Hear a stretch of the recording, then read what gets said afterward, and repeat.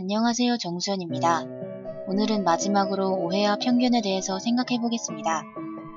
최근 저에게 부도지가 미소라고 하면서 제가 큰 잘못을 저질렀다고 충고하는 분들이 많이 있었습니다. 그러나 저는 미소 여부를 떠나서 연구할 가치가 있다고 대답했지만 서로 생각이 많이 다르다는 사실만 확인했을 뿐이었습니다.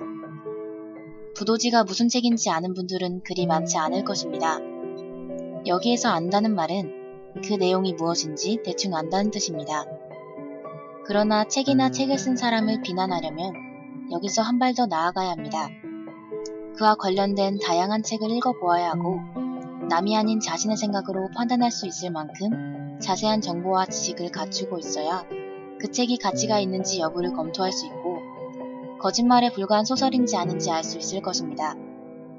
따라서 누군가로부터 부도지가 미소라는 말을 들은 것만으로 자신은 부도지에 대해 아무런 지식도 없다는 사실을 망각한 채 부도지가 형편없는 책이라고 폄하하며 상대방을 정신나간 문제화 취급해서는 안 된다는 것입니다.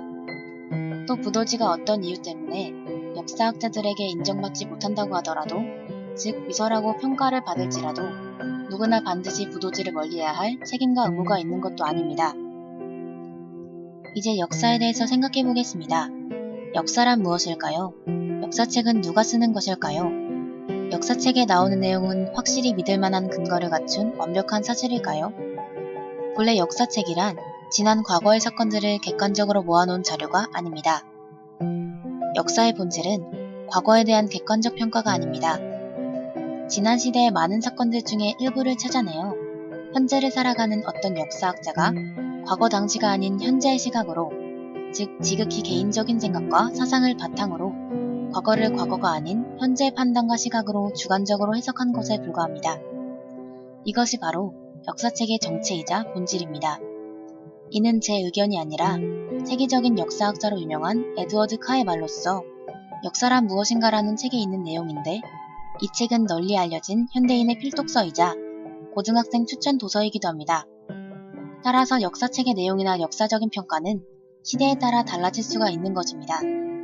그런 이유로 역사책은 다양해야 하는 것이며, 단 하나만의 국정교과서로 역사책을 통일하겠다는 말은 옳은 생각이 아니라 역사책이 무엇인지 제대로 이해하지 못하는 것에서 비롯된 매우 위험하고도 잘못된 주장인 것입니다.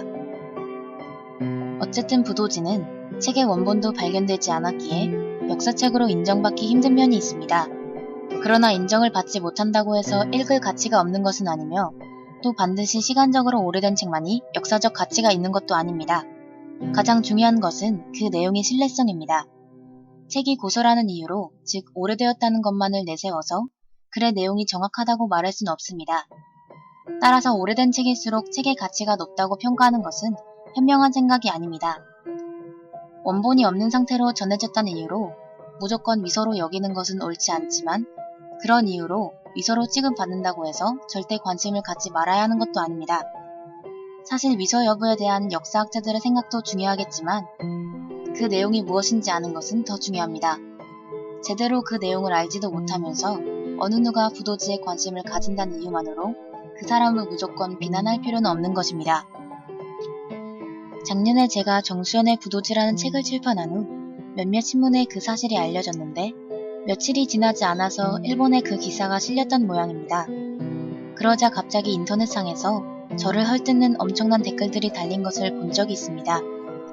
우익 성향이 많은 일부 일본인들에게 한국의 여고생에 대한 기사는 그저 씹기 좋은 먹잇감에 불과했습니다. 그런데 뜻밖의 대한민국에서도 이와 비슷한 일들이 종종 있었습니다. 대개 제가 부도지를 연구했다는 사실이 저를 비난한 사람들의 이유였습니다. 물론 잘못된 길로 빠진 저의 앞날을 걱정하고 염려해주시는 마음으로 순수하게 충고하려는 의도를 가진 분들도 있었겠지만, 반면에 지나친 표현은 때로 정도를 크게 벗어났으며 무작정 함부로 심한 말들을 생각 없이 내뱉는 분들도 적지 않았습니다. 제가 잘못된 길로 빠지도록 방치한 제 부모와 선생님들도 잘못이고, 미소에 대한 책을 쓴 것을 나무라지 않고 오히려 인재상을 준 단체와 교육청, 심사위원들, 교육부 관계자들과 교육부 장관 등 모든 어른들이 엄청난 잘못을 저질렀다는 것을 시작으로 저에 대한 비난과 조롱이 적지 않았습니다. 어떤 분은 책을 출판했으면 작가로서 당연히 비난이나 비판을 받을 각오를 했어야 하는 것이 아니냐, 내가 너를 우습게 여긴다고 해도 네가 그것에 대해 기분 나쁘게 생각한다면 처음부터 그따위 책을 쓰지 말았어야 했다 라고 하며 자신의 행동을 정당화시켰습니다. 그러나 그것은 억지일 뿐이며 논리적인 의견이라고 볼 수는 없습니다. 제 생각이지만 저를 무작정 비난하기에 앞서서 제 책을 몇 번 읽어봤어야 하지 않을까요? 그렇지 않다면 강의 영상이라도 들어봤어야 하지 않을까요? 그런데 그런 식으로 저를 염려해주시는 많은 분들의 경우 모두 한 가지 공통점이 있었습니다. 아무도 제 책을 읽은 적이 없었고 영상 강의조차 제대로 들은 것도 아니며 또 제 작품에 대해서 알고 싶지도 않다는 것이었습니다.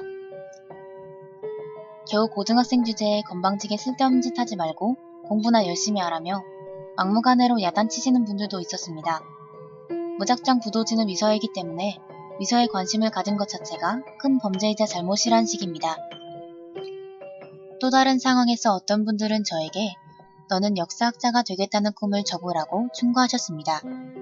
역사학계에서 싫어하는 위서 따위에 집착하면서 어떻게 역사를 공부하는 학과에 들어갈 수 있겠냐, 보나마나 떨어지게 뻔하다며 대학에 들어가려면 차라리 다른 학과를 지원하라고 말씀하셨는데 저에 대한 염려가 아닌 것은 분명했습니다. 또 어디서 잠깐 책을 빌려 살펴보았더니 여러 가지로 문제가 아주 많다며 무작정 비난하시는 분도 있었습니다. 물론 저의 강의와 책의 내용에 부족한 점이 많이 있다는 것은 알고 있지만 그 해석이 다른 사람들과 다르다고 해서 오류나 오역도 아니고 반드시 틀린 것도 아닙니다.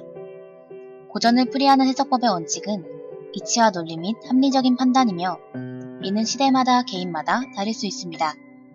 따라서 자신의 생각과 다르다는 이유가 오류나 비난의 기준이 되는 것은 아닙니다.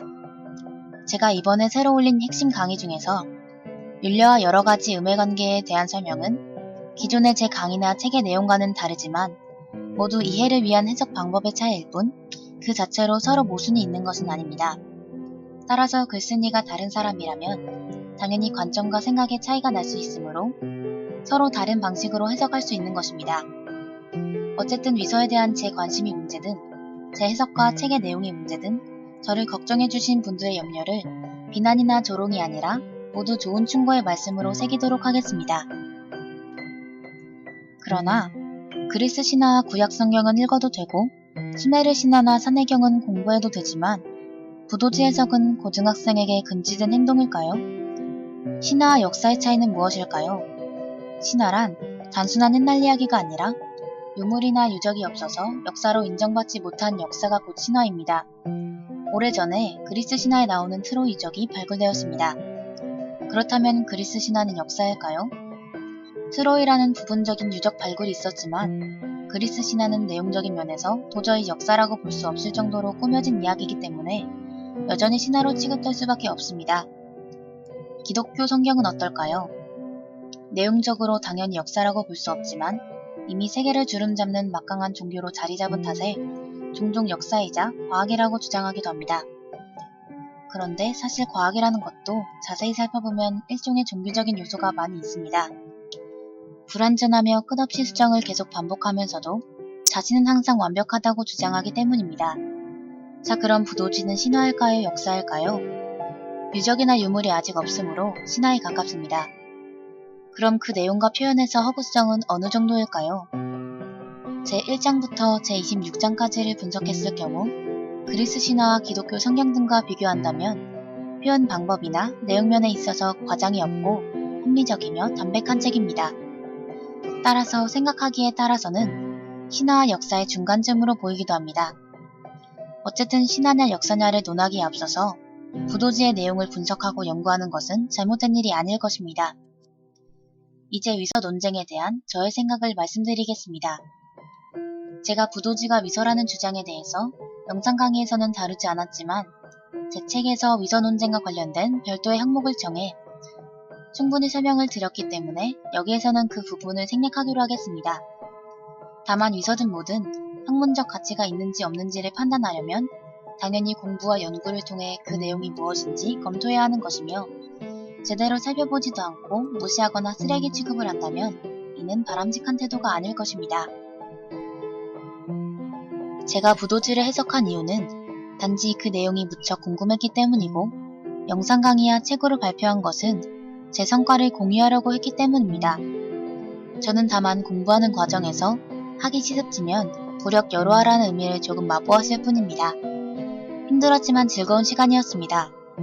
그렇기 때문에 부족한 작품이라고 할지라도 제가 부도지 해석을 위해서 쏟은 정성과 그 오랜 시간의 노력, 그리고 그로 인해 발생한 많은 손해와 고통, 고난 등에 대해서 결코 후회하지 않는 것입니다.